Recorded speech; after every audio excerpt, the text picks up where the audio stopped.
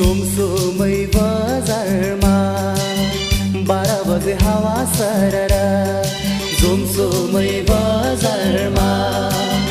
12 बजे हावा सरर हे हजुर घर हाम्रो पोखरा अहिलेसम्म भएको छैन घरबार घर हाम्रो पोखरा